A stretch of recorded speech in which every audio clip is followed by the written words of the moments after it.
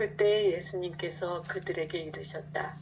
아, 어리석은 자들아, 예언자들이 말한 것을 믿는데 마음이 어찌 이리 굼뜨냐.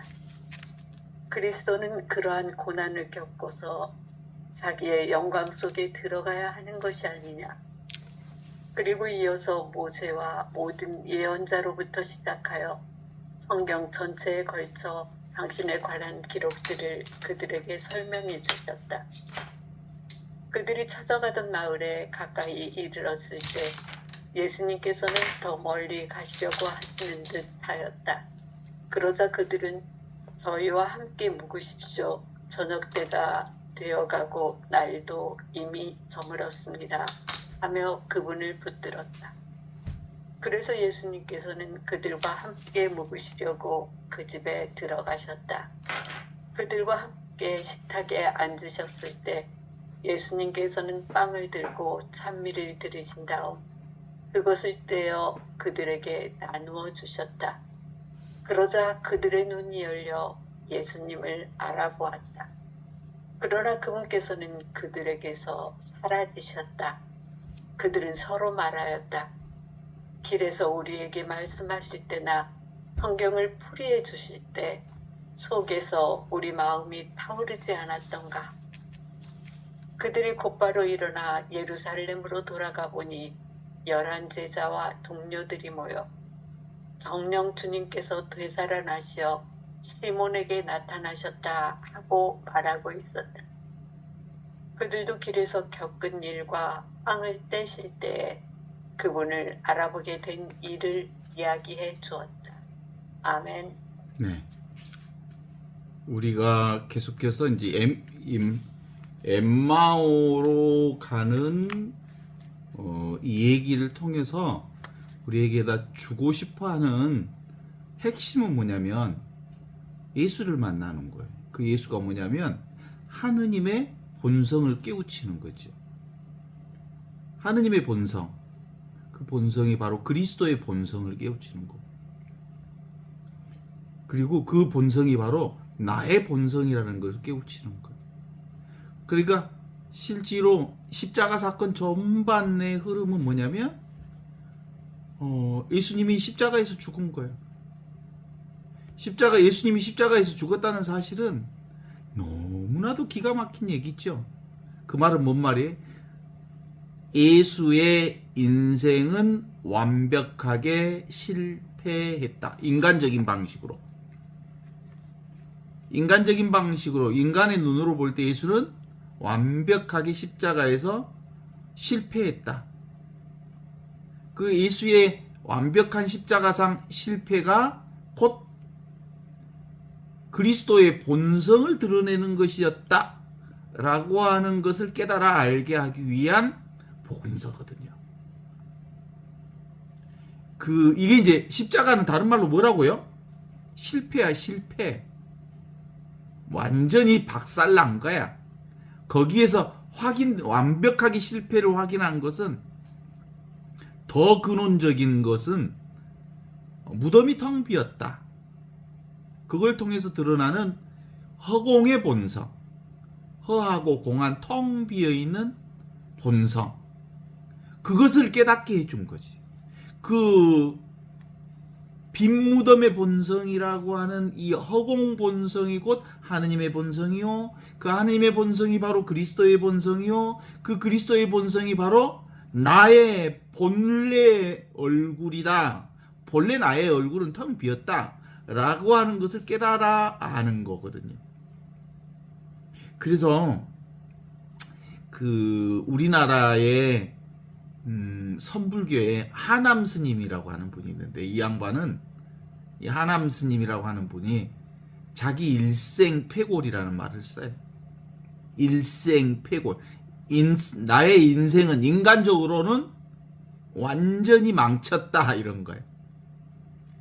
나의 인간적인 방법으로 나의 인생을 보면 망친 거예요.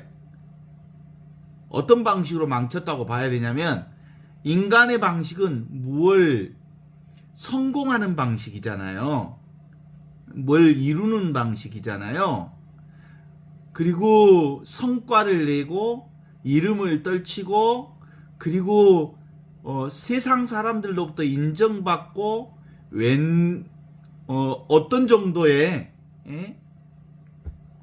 세상에서 영향력 있는 사람이 되는 것, 그것이 인간사 핵심적인 흐름이잖아요. 뭔가 의미 있는 사람, 영향력 있는 사람. 그런데 나는 내 일생은 그것 자체를 완벽하게 포기했다. 그래서 일생패골이라는 말을 쓴 거예요. 완벽하게 패배했다. 완벽하게 패했다. 에고로서의 나를 완전히 내려놨다. 이런 뜻이거든요. 그게 바로 예수의 그리스도교 안에서는 뭘 통해서 드러내는 거예요? 예수의 십자가 사건을 통해서 예수는 완벽하게 인간적인 모습으로 있어서는 실패했다. 그러나 그 완벽한 실패가 곧 뭘 만나는 계기냐면 자기 자신을 그리스도성, 그리스도의 본성, 하느님의 본성, 자신의 본성을 온전히 완성한 지점이 바로 그 지점인 거거든요. 우리가 신앙생활하는 것도 바로 예수의 길을 가는 거거든. 예수의 길이 바로 그 길이거든요. 나를 따르려는 사람들은 모두 다 인간적으로 말하는 자기 자신을 버리고 제 십자가를 지고 나를 따라야 한다. 그래서 자기가 완전히 없어져야 비로소 온전히 전체로서 그리스도의 본성을, 하느님의 본성을 살 수 있다. 이런 거죠. 죽는 사람은 살고 살고자 하는 사람은 죽는다. 이런 뜻이에요. 이런 뜻. 그래서 제가 그 전방 3사단에 입대해서 보니까 그 내무반에 크게 써져 있어요. 이렇게 어마어마하게 크게. 생즉 살려고 하는 자는 죽는다. 불생즉 살려고 하는 사람 즉시 죽는다. 죽으려고 하는 사람 사즉 반드시 산다. 사즉생 생즉사라고 하는 게 아주 크게 네모반 한자어로 탁 써졌더라고. 거기다가 또 양옆에 거기 백골 부대의 마크는 해골 마크거든요. 이게 해골에다가 늑골 X자로 딱 그게 그 부대의 로고거든요. 로고. 그렇게 하는 부대에 딱 들어갔으니 완전히 쫄아버렸지. 죽고자 하는 사람은 살 것이요 살려고 깨부리는 사람은 죽을 것이다. 그래놓고 깨부리지 못하게 만들어 놓은. 근데 사실은 예수 복음의 핵심이 사즉생 생즉사를 드러내는 건데 그 가르침의 최고의 방식이 바로 십자가 사건이고, 그 십자가 사건의 마지막 부분이 엠마오 도상에서의 온전한 영적 깨달음을 드러내는 몫으로 얘기를 하고 있는 거죠. 루카복음 24장 13절에서부터 시작되어서 35절에 이르는 이 엠마오의 도상 얘기는 실제로는 단순히 부활하신 그리스도의 사후의 발현을 기록한 이례적인 사건을 넘어서 인간이 겪는 근원적인 상실. 뭐예요? 내가 완전히 죽어야 나라고 하는 게 도무지 없는 거예요. 사실은 무아인 거죠. 세상도 없고 나도 없는 거예요. 뭔만 있어? 텅 비어있는 하느님의 본성, 그리스도의 본성, 나의 본성만 있는 거다 라고 하는 영적 깨달음을 상징적으로 보여주는 사건이 바로 무슨 사건? 엠마오 도상의 그리스도의 만남 사건이거든요.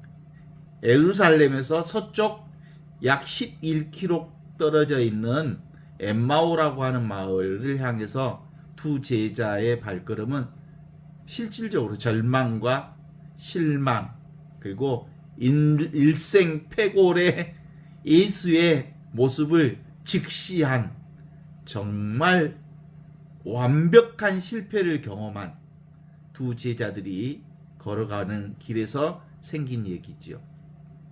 그들은 자신들이 메시아라고 믿었던 예수가 너무나도 처절하게 십자가 처형을 당함으로써 모든 정치적, 종교적 희망이 그리고 개인적인 의지처, 개인적인 희망, 개인적인 자신들의 뜻이 완전히 박살난 상태였습니다. 이런 상태가 바로 뭘 만나는 상태야? 이게 바로 텅 비어 있으면서 아무것도 없는 자리에 하느님의 본성을 만나는 자리에. 그러니까 실제로는 눈에 보이는 것만 보는 사람들은 보지 못하잖아요. 예수님 늘 이 얘기 했거든요. 너희는 눈이 있어도 보지 못하고 귀가 있어도 못 듣는다. 왜냐하면 보는 것만 보려 하고 듣는 것만 들으려고 하는데 보려고 하는 이 보는 눈을 못 보는 거고 들으려고 하는 이 듣는 본성, 보는 본성 이것이 바로 텅 비어 있으면서 모든 것을 알아차리는 하느님의 본성이거든요. 이걸 깨우치 못하면 보아도 보지 못하고 들어도 듣지 못한다. 우리 모두가 다 이런 상태예요. 사실은 이걸 예수님의 하느님의 관점에서 보면 뭐예요? 이게 영적 관점에서 보면 당달 봉사들이요. 눈 뻔히 떠놓고도 자기 본성을 모르는 사람들이다. 하느님의 본성, 그리스도의 본성을 도무지 알 수 없는 사람들이구나 라고 하는 거죠. 그래서 바로 이 두 제자들은 눈이 가리워져서 그분을 알아보지 못하다라고 묘사하고 있는 거예요. 눈이 있다.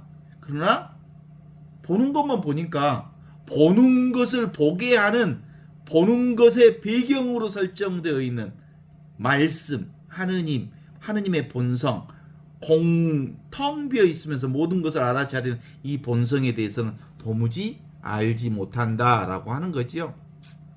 영적인 눈이 없는 거예요. 영적 통찰력은 어떤 때 드러나냐면 고정관념과 자신의 욕망과 그리고 자신의 감정에 빠져 있는 사람들은 도무지 지 감정에 빠져 있고 지 생각에 빠져 있고 지 욕망에 빠져 있고 자신의 신념 체계에 갇혀 있는 사람들은 도무지 늘 항상 언제나 이렇게 살아있는 현재 존재하는 이 생명 그 자체, 의식 그 자체, 존재 그 자체로서의 지극한 복락인 이 하느님의 본성을 도무지 깨달아 알 수가 없는 거거든요. 왜냐하면 갇혀 있어, 폐쇄되어 있어, 묶여 있어, 이렇게 의식이 좁혀져 있어. 자기라고 하는 요 생각에 자기 육체에 갇혀져 있다고. 이 인간적인 육체적 관점에 갇혀져 있다고. 그래서 제자들은 예수가 반드시 정치적 승리자로 오셔야 한다는 전제를 가지고 있었기 때문에 고난받고 죽은 뒤에 부활한 주님이 곁에 계심에도 불구하고 그 실제를 인식할 수 없었다. 왜? 지 생각들로 가득 찼어. 아무리 3년 내내 가르쳐줘도 지 생각으로 가득 찼어. 이러한 무지는 오늘날 현대인들이 겪는 요즘 인간들하고 똑같아. 너희들 보고 있는 줄 아냐? 보고 있는 것만 보는 사람들은 당달 봉사들이어야 너희들은 본다고 해도 보지 못해. 듣는다고 해도 이 진리를 듣지 못해. 너희는 보이는 대상 경계에 붙들려서 보면서 보이지 않는, 들으면서 들리지 않는, 처음부터 끝까지 늘 항상 있고 언제나 있고 누구에게나 있고 모두에게 있고 천지창조 이전부터 있고 지금도 있고 없을 수 없는 그리스도의 본성, 하느님의 본성, 허공 본성, 이걸 도무지 알지 못한. 왜? 왜 그래? 뻔하지. 욕심이 많아서 그러지. 물질에 대한 욕망에 묶여 있어서 그러지. 사람 욕심에 묶여 있으니까 질투하지. 내가 본당 신부 있을 때 진짜 아주 질투 무지하게 받았네. 신부가 신부로 있는데도 신부를 신부로 안 보고 그 어떤 대상으로 봐 자기에게 조금 더 사랑을 덜 주는 것 같으면 막 질투해. 그죠? 왜냐하면 이게 그냥 하느님의 사랑으로 안 보니까 그게 인간적인 사랑의 관점으로 보면 그렇게 돼 있어. 자기중심적 욕망에 사로잡힌 인간의 눈은 그 대상 너머에 있는 진실한 생명의 현존을 도무지 보지 못하게 돼 있거든요. 그래서 엠마오의 이 두 제자들도 자기 생각이 갇혀 있으니까 옆에 그리스도와 함께 있으면서 못 보는 거예요. 엠마오라는 뜻이 뭔 뜻인지 아십니까? 엠마오라는 뜻이 따뜻한 셈이라는 뜻이에요. 그러니까 온천이라는 뜻을 지니고 있어. 그러니까 엠마오로 가는 길, 이 말은 자신들의 그 처절한 실패와 아주 막장 드라마를 본 다음에 완전히 좌절해서 어디로 간 거예요? 고된 현실을 피해서 안락함과 고요함으로 도망치려는 인간의 회피 본능을 상징한다라는 말이기도 하겠지. 엠마오로 가는 길, 안락함과 고요함을 찾아서 도망치는 길이라고 봐도 되겠네. 제자들은 십자가와 무덤이라고 하는 이 고통의 장소로부터 도망쳐서 엠마오라고 하는 따뜻한 그 무엇을 찾아서 떠난 거예요. 부활하신 그리스도는 바로 그 도망자들의 길 위에 찾아오신 거죠. 이는 하느님의 현존이 우리가 정해놓은 거룩한 장소뿐만 아니라 우리가 겪는 가장 비참한 실패와 진리로부터 도망치는 현장 위에서도 이미 이렇게 너무나도 리얼하게 함께 바로 옆에가 아니라 완전히 내 심장 한가운데 나와 함께 계시는 거예요. 도망치는 그 현장 가운데서도. 그리스도의 영성에 있어서 바로 이 하느님의 본성, 텅 비어 있으면서 모든 것을 알아차리는 이 허공 본성, 하느님의 본성, 그리스도의 본성, 내 본성을 이해하는 방식은 전통적인 영적 본체이자 무한한 지성과 의지를 지닌 분으로 정의되어 왔습니다. 하느님은 물질적 제약을 받지 않는 비물질적 존재잖아요. 세상과 구별되는 영원성, 영원하고 무한하고 절대 불변인 그 존재 자체, 의식 자체, 생명 자체, 그 은총 그 자체이거든요. 그러한 초월적 정의로서의 하느님의 이 편재성을 설명할 때 이 가장 확실하게 드러낼 수 있는 부분이 바로 허공성이에요. 허공본성. 허공본성이 아니 계시는 곳이 없어. 그죠? 그러면서 모든 걸 다 알아버려. 모든 걸 다 비추고 있어. 가만히 있어. 고요하게. 가만히 있으니까 가마떼기인 줄 알고 사람들이 모르지. 늘 있어. 우리 인간의 속성 중에 이런 속성이 있어. 늘 있으면 없는 것 같아. 그죠? 그래서 옛날에 그 뭐 있잖아. 집안에서 늘 큰아들 집에 살고 있던 아버지가 큰아들하고 늘 같이 살고 있어. 둘째 아들, 셋째 아들이 서울 며느리가 한 번씩 오면 우리 둘째, 셋째 아들 왔는가, 우리 며느리 왔는가 막 좋아해.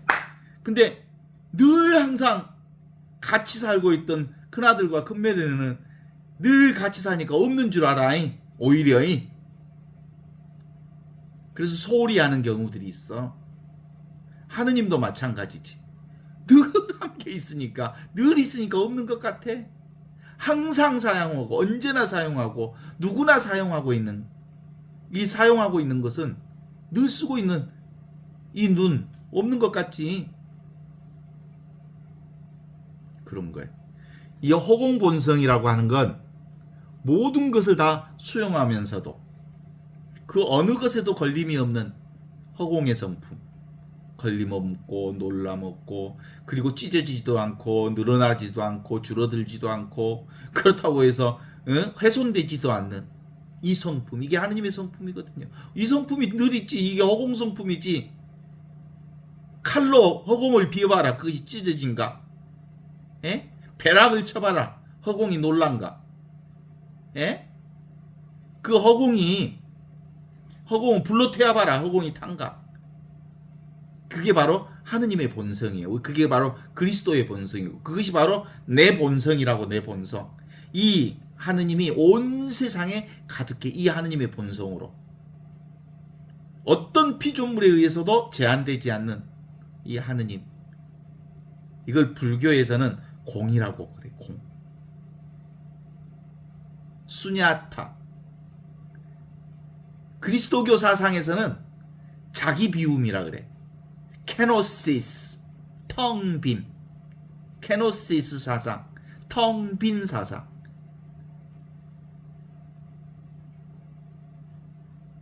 하느님의 이 역동적인 비움. 하느님은 자신을 완전히 비워냄으로써 만물이 존재할 수 있는 공간을 마련하면서 그 비워진 자리에서 모든 피조물을 사랑으로 채우시는 경이, 안 그렇습니까? 그리스도의 이 케노시스, 이게 불교에서는 뭐라고 해요? 공이라고 한다고. 수냐타. 이 핵심적인 교리 원리로 얘기한다면 뭐겠어? 사랑에 의한 자기 비움, 성육신을 얘기하는 거. 이게 바로 불교적인 부분. 텅 비어 있으면서 상호 의존성을 드러내. 이게 불교의 핵심 교리인데, 이 뭐라고? 내가 있으니까 네가 있고, 네가 있으니까 내가 있고, 이것이 있으니까 저것이 있고, 저것이 있으니까 이것이 있고, 그걸 영기사상이라고. 영기. 홀로 존재할 수 없다. 공, 불교의 공은 지 스스로 존재할 수 없어서 늘 영기에서 존재한다. 모든 것은 홀로 존재할 수 없다. 오직 홀로 존재하는 게 있어. 그건 뭐야? 허공만 홀로 존재할 수 있어. 그래서 이 그리스도교의 이 케노시스라고 하는 건 자신을 비워서 만물 안에 현존하는 인격적 사랑을 얘기하는 거예요. 그래서 이 텅 빈 자리가 무슨 자리? 현존의 자리. 현존의 자리가 무슨 자리? 인격적 사랑의 자리. 불교로 보면 뭐예요? 이게 바로 이온성이 완전히 초월한 근원적 실제라고 그래. 이 하느님성이, 이 허공성이, 이 그리스도성이, 이게 바로 이 케노시스, 텅 비어 있는 거. 이게 타자를 향한 헌신과 구원의 성취를 얘기하는 거예요. 텅 비어 있다는 거 바로 구원되어 있다는 거예요. 우리는 텅 비어 있는 이 하느님의 본성인 이것으로서 부활을 살아잉. 그래서 그리스도와 십자가의 부활은 이 텅 빈 충만을 완벽하게 드러내는 거예요. 자아의 집착에서 완전히 해방됨으로써 부활하신 그리스도를 온전히 경험하는, 이게 진정한 의미의 지혜지요. 지혜. 참된 지혜죠. 이 하느님의 본성이 이 허공과 같은 것은 하느님이 아무것도 아니다, nothing이다 라는 뜻이, 허물을 얘기하는 게 아니고 오히려 모든 것이다, everything, 충만하다, 부족함이 없다, 온전하다, 완벽하다, 퍼펙트하다, 영원하다, 무한하다라는 뜻을 되새기기 위해 자신을 비워두시는 절대적 사랑의 상태를 의미한다고 볼 수 있지 않겠어요? 그래서 엠마오 도상에서의 예수님이 곁에 계셨는데도 제자들이 알아보지 못했어. 왜냐하면 그의 본성이, 하느님의 본성이 고정된 형태나 인간의 기대 안에 갇혀 있지 않고 허공과 같은 자유로운 존재로서 바탕이 되어서 드러내기 때문에 그러는 거예요. 지금 우리 안에 이렇게 생생하게 현존하고 있잖아, 하느님이. 그리스도가 지금 여기 계시잖아. 이 그리스도의 본성은 이 하느님의 허공성과 케노시스, 텅 빈 케노시스적 사랑이 역사적 시간과 공간 속에서 구체화된 사건이 바로 엠마오로 가는 길에서의 두 제자들과 함께 계신 그리스도. 이게 엠마오 길에서 만난 그리스도인 거예요. 근데 뭐 알아보지 못해. 왜냐면 알아보지 못하는 게 아니라 사실은 관계 속에 있는 거예요. 관계 속에.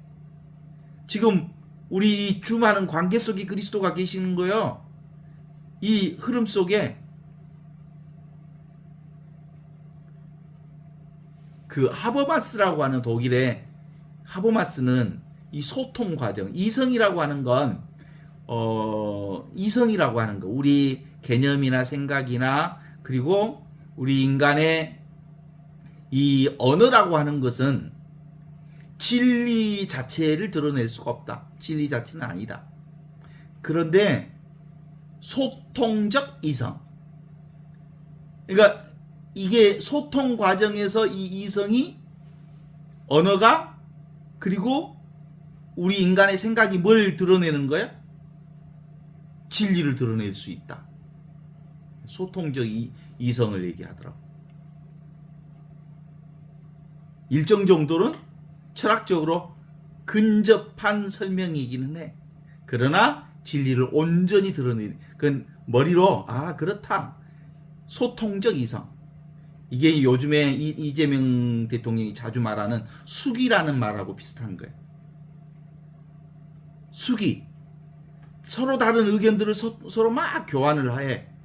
이런 반대되는 의견도 교환하고 뭐 비슷한 얘기도 끊임없이 얘기를 하다 보면 어느 순간에 그래 바로 그렇게 결정합시다. 그러면 함께 더 이상 진행되지 않을 만큼 수기하면 함께 합의점을 이루는 그 자리가 있다는 거예요.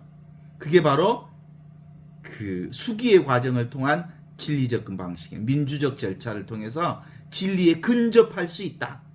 뭐 이렇게 얘기하는 거예요.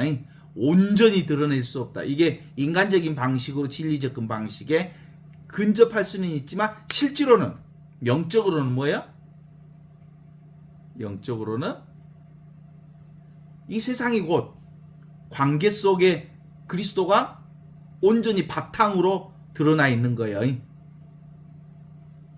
그래서 엠마오의 제자들에게 다가온 예수님이 꾸짖는 스승이자 동시에 친절한 동행자로 나타나잖아요.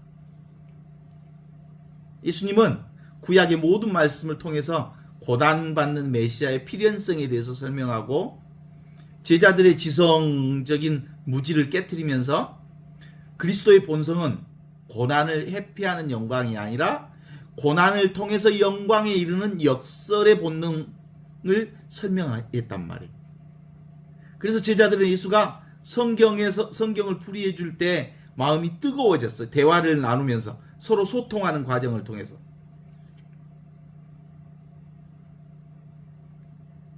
이는 그리스도의 신성이 그들의 내면 안에서 스며들어서 얼어붙었던 자아의 장벽이 녹아져가는 과정을 표현하고 있는 거죠. 특별히 이제 어디서 확실하게 알게 되냐면 이제 빵을 나눌 때, 식탁에서 빵을 들어 축사하고 축복하고 떼어 주실 때 행위를 통해서 그리스도의 본성을 가장 명확하게 드러내는 상징적 사건을 얘기하고 있어요. 빵을 떼는 행위. 그것은 그리스도 자신이 십자가에 찢겨서 생명의 양식이 되었음을 보여주면서 나눔의 순간에 제자들의 눈이 열렸다는 걸 드러내 보여주고, 빵 자체가 자기 형체를 완전히 빠수어 버린 거잖아요. 그래야 빵이 되잖아요.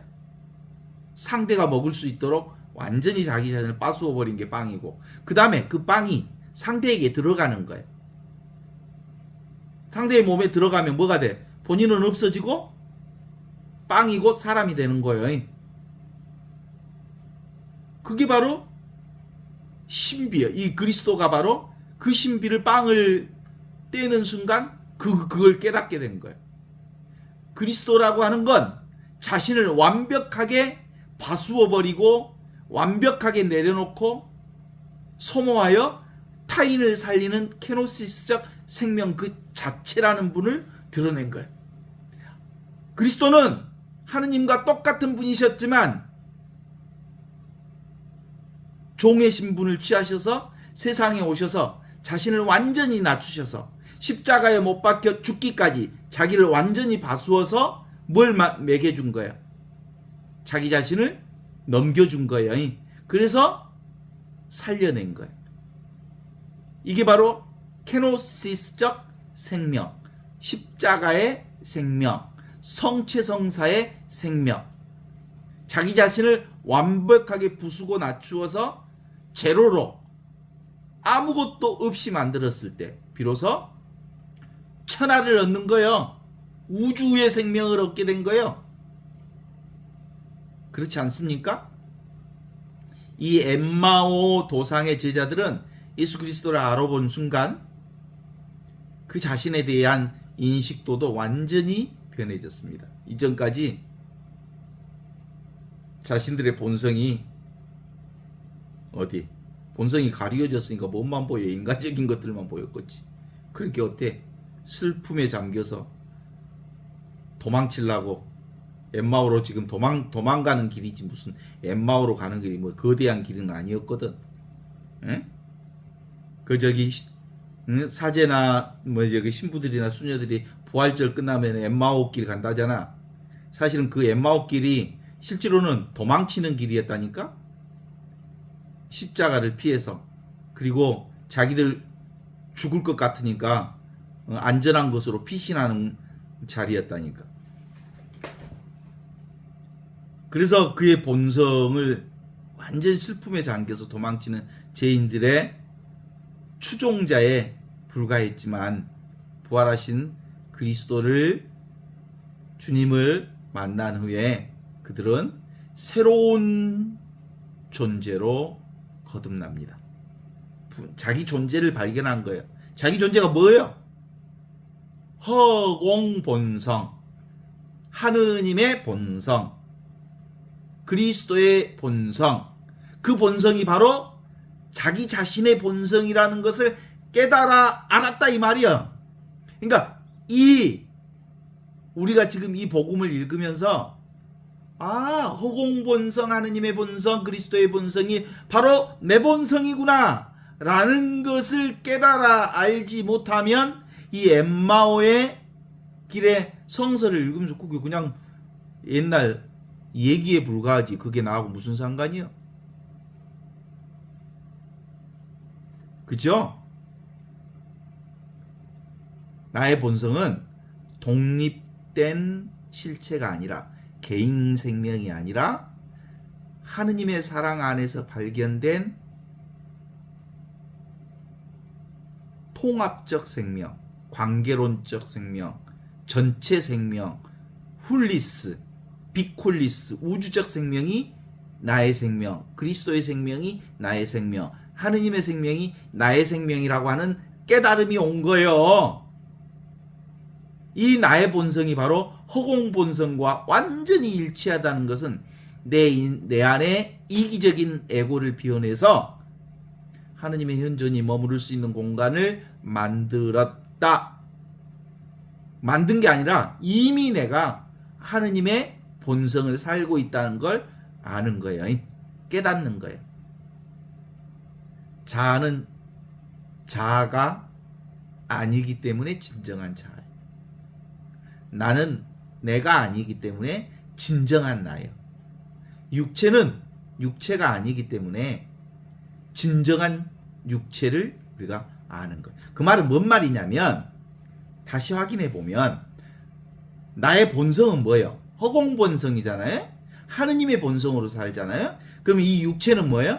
하느님의 본성이 표현된 거예요.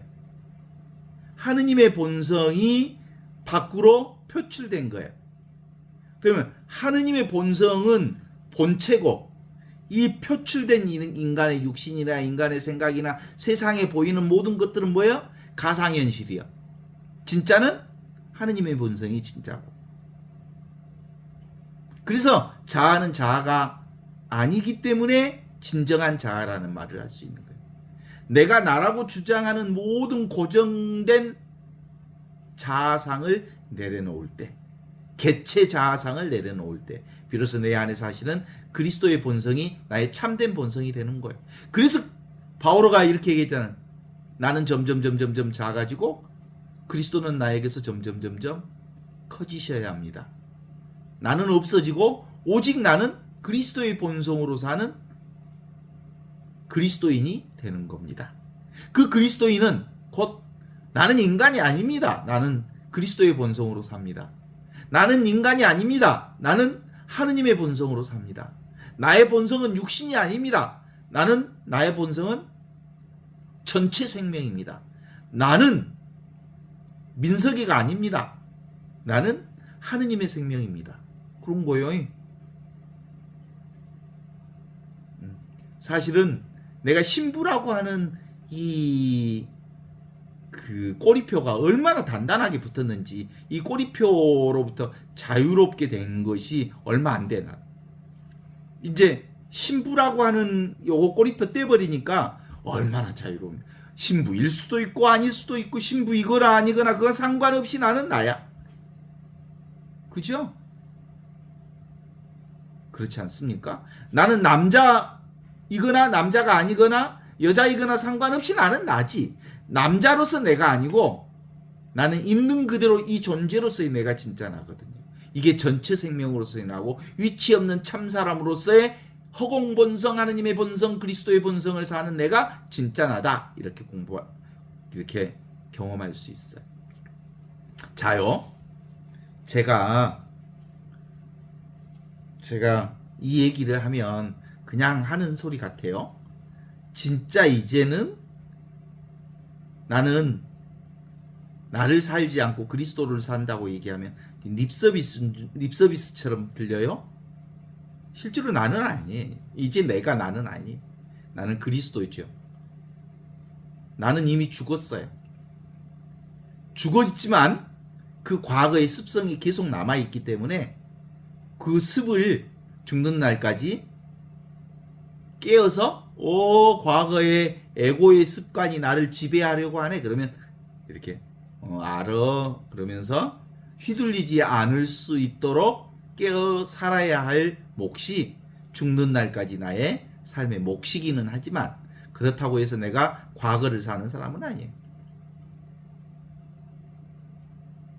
그렇습니다.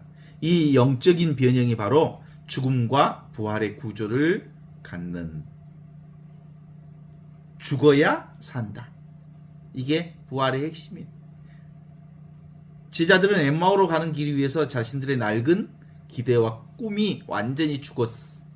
그리고 빵을 나누는 순간 부활이라고 하는 나의 생명이 원래 하늘 생명으로서 하느님의 본성, 그리스도의 본성, 나의 진정한 본성이 지금 이 나구나라고 하는 새로운 자아, 진정한 자아로 탄생하게 된 거죠. 나의 본성은 결코 변하지 않는 영원하고 무한하고 절대 불변인 그리스도의 본성이 나다. 이렇게 얘기할 수 있죠. 엠마오 이 얘기의 가장 놀라운 반전은 제자들이 예수님을 알아보자마자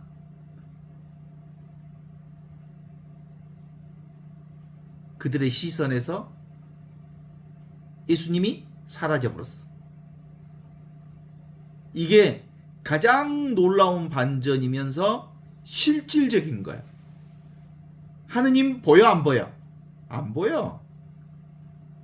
그런데 그 과정에서 부활하신 주님이 더 이상 외적인 형태, 오브젝트 형태로 우리 밖에 계신 분이 아니라 우리 각자의 내면과 지금 여기 이 순간 살아계신 하느님의 현존으로 존재하는 허공 본성, 하느님의 본성, 그리스도의 본성, 나의 본성, 그것이 위치 없는 참사람으로서 허공의 실제가 되셨음을 의미하는 거예요. 그분을 알아보자마자 그분이 사라졌다. 그 얘기는 구체적인 이제 세상이 곧 뭐예요? 하느님의 본성을 보는 자리. 그러니까 모든 것이 다 하느님의 본성을 드러내는 거예요. 돌멩이가 하느님의 본성을 드러내고요. 응? 내가 사랑하는 사람들이 내 본성을 드러내고요. 내가 앉아있는 이 의자가 나의 본성을 드러내고요. 그래. 그래서 이제 하느님은 멀리 계신 분이 아니라 일상생활 자체 안에서 우리와 함께 완벽하게 일치를 이루면서 사는 거예요. 그렇지 않습니까? 그래요. 기도할 때만 하느님 계신 게 아니란 게, 미사할 때만 하느님 계시는 게 아니요. 그냥 이렇게 앉아 있으면 하느님이 계시죠. 따라서 심신탈락, 몸과 마음이 완전히 사라져서 허공, 본성, 하느님의 본성, 그리스도의 본성, 이 내 본성이 이렇게 사는 거야. 나는 안 보여. 그런데 보이는 것들을 통해서 이 나를 드러내고 있는 거죠. 그래서 우리의 삶 그 자체는 다 선물이잖아. 우리가 경험하는 것들은 하느님을 사랑하기 위해서 먼저 뭐예요? 지금 주어진 일들을 그냥 사는 거예요. 왜? 드러난 모든 것들이 하느님을 드러내고 있으니까.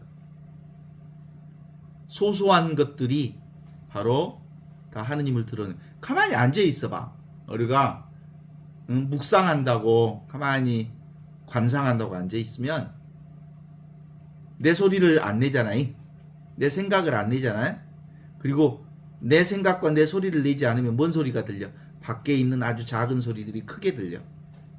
미세한 소리들이 크게 들려. 우리는 큰 소리만 듣고 살다가 내 소리를 쭉 내려놓으면 작은 소리들이 들린다고. 그게 바로 현존이에요. 현존. 현재 존재하는 것이 드러내는 거죠. 이냐시오 성인의 양심성찰이라고 하는 것도 사실 도덕적 윤리적인 것으로 자기를 이렇게 살펴보라는 얘기가 아니에요.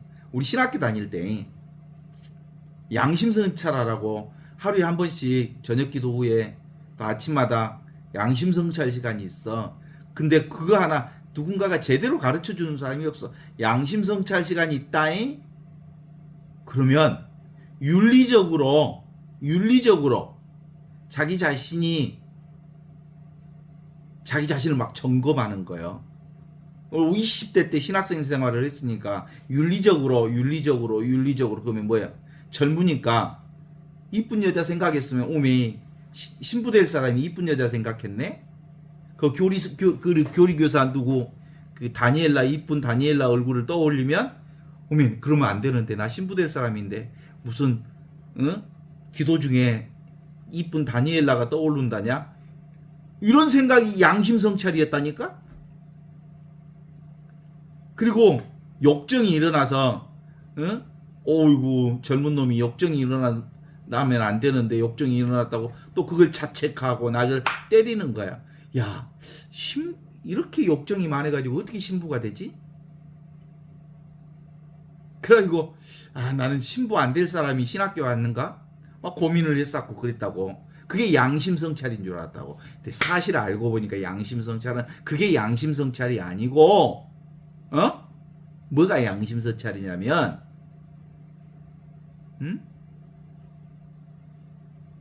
이렇게 움직이는 것을 마음의 움직임을 경험하고 생각의 움직임을 경험하고 미세한 소리를 경험하고 그리고 온갖 생각이 오고 가는 것들을 다 알아차리는 이 텅 비어 있는 그러면서 모든 것을 알아차리는 그 모든 나의 삶의 온갖 것들을 주관하는 이게 지금 살아있는가?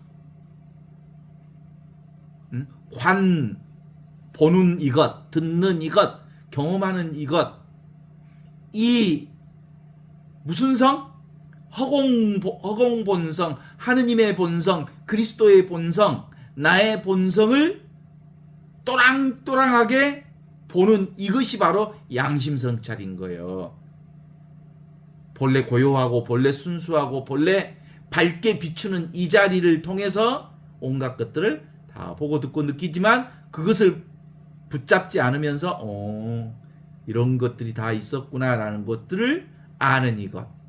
그래서 그 모든 것들, 오고 가는 것들은 다 지나가지만 이 성성하게 빛나는 이것, 보고 있는 이것은 늘 있는 거잖아. 그래서 심신탈락, 탈락심심.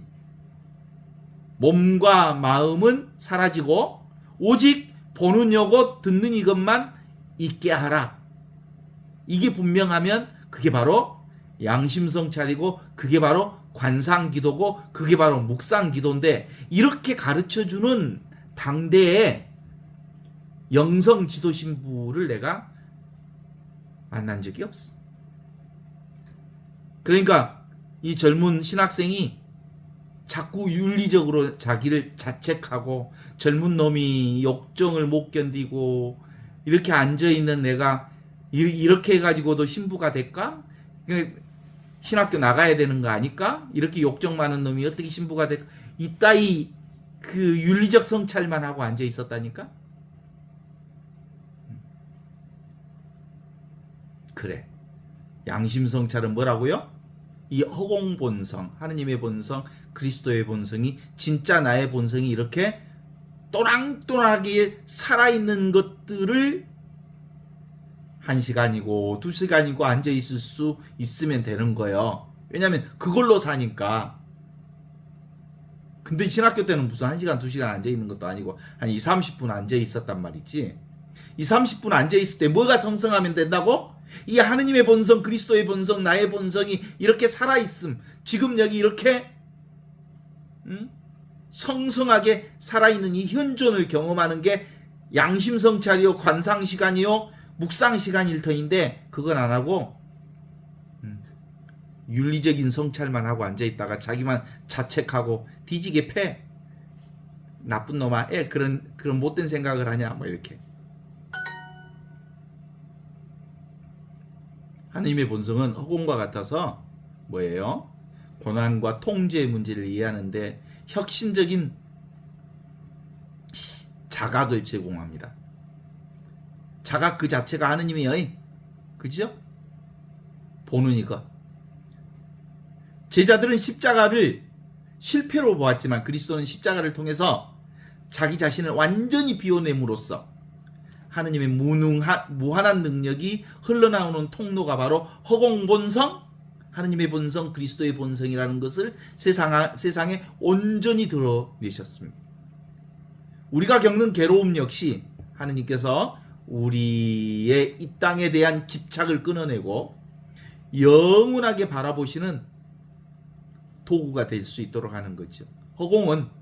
허공 본성, 하느님의 본성, 그리스도의 본성, 나의 본성은 어떤 상처도 입지 않으면서 어떤 오염물에도 오염되지 않으면서 하느님의 허공 본성 안에서 머무르는 이 세상의 모든 고통과 시련을 유지할 수 있어. 아무리 아파도 아무리 힘들어도 일어나도 감사할 수 있고 넘어져도 감사할 수 있고 코가 깨져도 감사할 수 있고 온갖 일이 일어나도 다 지금 여기서 일어난 것임을 알기 때문에 감사할 수 있어. 그게 엠마오 제자들의 마음이 뜨거웠던 시점은 그들이 영광의 예수를 보았기 때문이 아니라 고난받아야 할 메시아에 대한 얘기를 들었을 때에 비로소 매우 분명하게 여기서 뜨거운 열림이 일어난 거야. 아하, 죽어야 되는구나. 내가 그리스도는 십자가에서 자기 자신을 완전히 못 바꿔서 아무것도 없는 자리까지 내려와야 비로소 그리스도의 영광이 주어지는구나 라는 것을 알아차리게 된 거죠. 엠마오에서 주님을 알아본 이 두 제자는 밤에 즉시 예루살렘으로 돌아갔습니다. 이는 하느님의 현존을 경험한 사람이 취해야 할 마땅한 반응입니다. 하느님의 본성을 체험한 것은 개인의 인식에 머무르는 게 아니라 다시 을로 들어가? 일상생활로 들어가는 거예요. 일상생활이 뭐니까? 하느님을 만나는 자리니까. 예루살렘은 그들에게 상처와 죽음의 장소였지만 이제 부활하신 그리스도의 생명, 하느님의 생명, 내 생명, 나의 본성을 만난 사람들은 어디선든지 살아계신 그리스도를 사는 거예요. 현존하신 그리스도. 그때부터는 이제 환경 탓 안 해. 사람 탓 안 해. 내가 처한 곳이면 무엇이든 오는 사람 오게 하고 가는 사람 가게 하고 오는 사건 오게 하고 가는 사건 가게 하고 어디에도 흔들리지 않으면서 삶을 수용하고 대환영하는 거예요. 어떤 손님이든 나를 때려 죽이는 손님이든 나를 환영하는 손님이든 손님을 있는 그대로 지극정성으로 만나는 거예요. 그리고 투덜거리지 않는 거예요. 그리고 감사하면서 사는 거예요. 그래서 루카복음 24장 25절에서 35절 제시하는 영적인 여정은 무지에서 조명으로 충만한 현존으로 이동하는 거예요. 내가 얼마나 무지한 삶을 살았는지.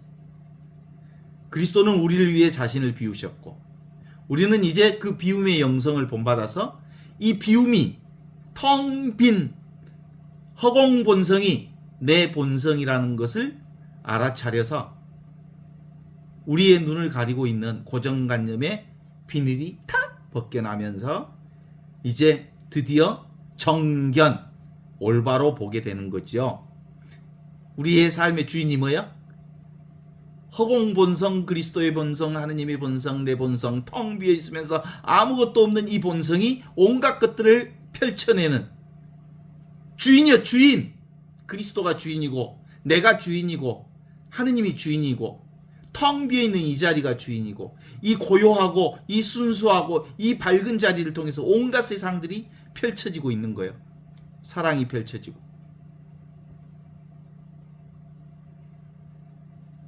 이게 바로 엠마오 길에서 그리스도가 보여준 영성적 방향을 제시한 거다, 이렇게 볼 수 있죠.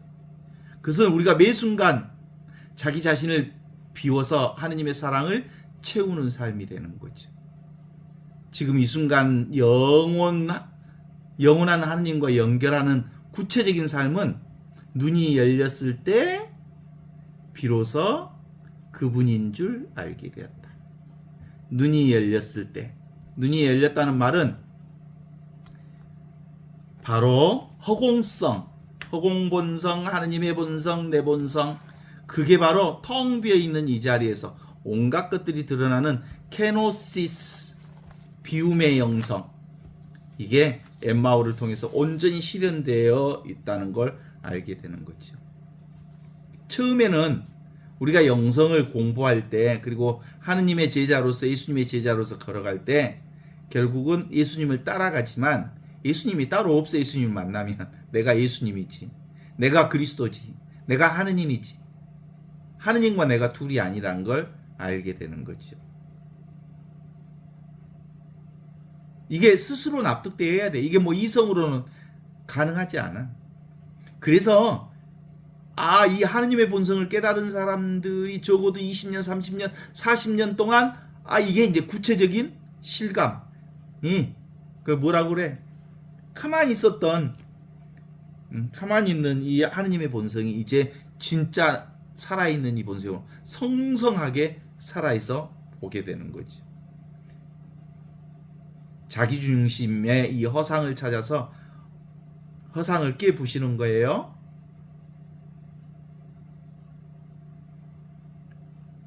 그런데 간단해졌죠? 삶 그대로가 진리요. 삶 그대로가. 있는 그대로 아무것도 부족함이 없는. 따라서 예수 복음을 한마디로 딱 얘기하라, 그 말은 뭔 말이에요? 예수 복음은 너희들은 퍼펙트하다. 너희는 처음부터 완벽하다. 인간의 눈으로 보면 투덜거리겠지만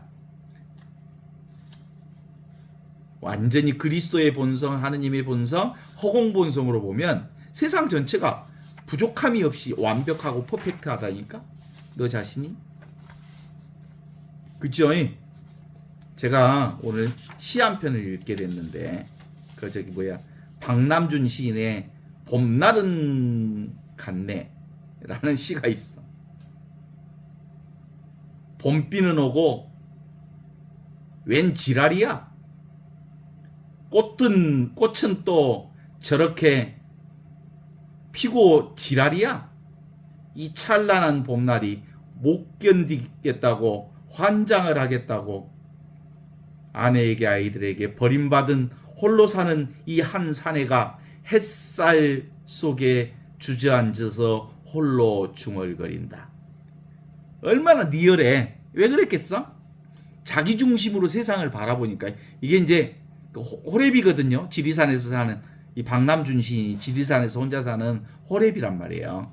이 호랩이가 봄날 꽃이 만방하게 피어 있는 것을 보니까 자기 중심으로 봤더니 무슨 놈의 이런 봄비가 오고 꽃은 저렇게 이쁘게 피고 지랄이요. 자기 중심으로 보면 온통 세상이 지랄인 거예요. 지랄하고 있네. 그런데 나는 원래 없어. 허공이야. 허공 본성으로서의 하느님의 본성, 그리스도의 본성, 내 본성을 깨달아 보면 이혼한 또는 혼자 사는 지리산에 혼자 사는데도 부족함이 없다. 풍성하다. 아무것도 부족함이 없다라고 노래할 수 있어. 이 사람 시인이거든. 시인은 자기의 있는 그들의 삶을 솔직하게 다 표현했어. 그러니까 에고에 빠져있는 한 인간은 봄비가 내리고 꽃이 피는데 지랄하는 것 같아. 그렇게 보이는 거예요. 그럼으로써 이 얘기를 보임으로써 지랄하지 않는 영원한 생명이 있다는 걸 드러내 보여주는 거예요. 네? 수가 뒤틀린 한 인간이 세상을 보면 무슨 놈의 세상이 이 지랄이여. 그러지만 이 지랄 같은 세상이 뭐예요? 지랄하지 않는 하느님이 계셔서 이 지랄 같은 세상 늘 현존하는 텅 비어 있으면서 하느님의 본성으로 나의 본성으로 그리스도의 본성으로 허공 본성을 통해서 경험되는 지랄 같은 세상을 보는 거예요. 아무리 지랄 같은 세상이고 지랄 같은 꽃이고 지랄 같은 봄비가 내려도 이 보는 성품은 이 듣는 성품은 이 아는 성품은 늘 완벽해. 퍼펙트해. 영원해. 무한해. 아무것도 부족함이 없어. 그걸 보여주는 거예요. 이 박남준 시인이 얘기하고 싶은 것은 그런 거예요. 이 호랩이가 나는 호랩이야 라는 생각이 찌들어 있으면 거기에 붙들려 있으면 봄비는 내리고 무슨 놈의 봄날 꽃이 피고 이 지랄이여 이런 생각이 나오게 돼 있는 거예요. 자기 중심에 빠져 있으면 그걸 이 시인은 노래하고 있는 거예요. 정확하죠? 그러나 나는 원래 없어. 허공 본성, 하느님의 본성, 그리스도의 본성, 그것이 진짜 위치 없는 참 사람으로서의 나의 진하다라고 하는 것을 깨달아치면 있는 그대로 모든 것이 다 퍼펙트하고 완벽해서 이보다 더 아름다울 수 없다, 이보다 더 최상일 수 없다라고 노래할 수 있는 기어이 아프면 아픈 대로, 슬프면 슬픈 대로, 좋으면 좋은 대로, 기쁘면 기쁜 대로, 성질나면 성질난 대로, 성질날 그대로가 최상을 드러내는 거예요.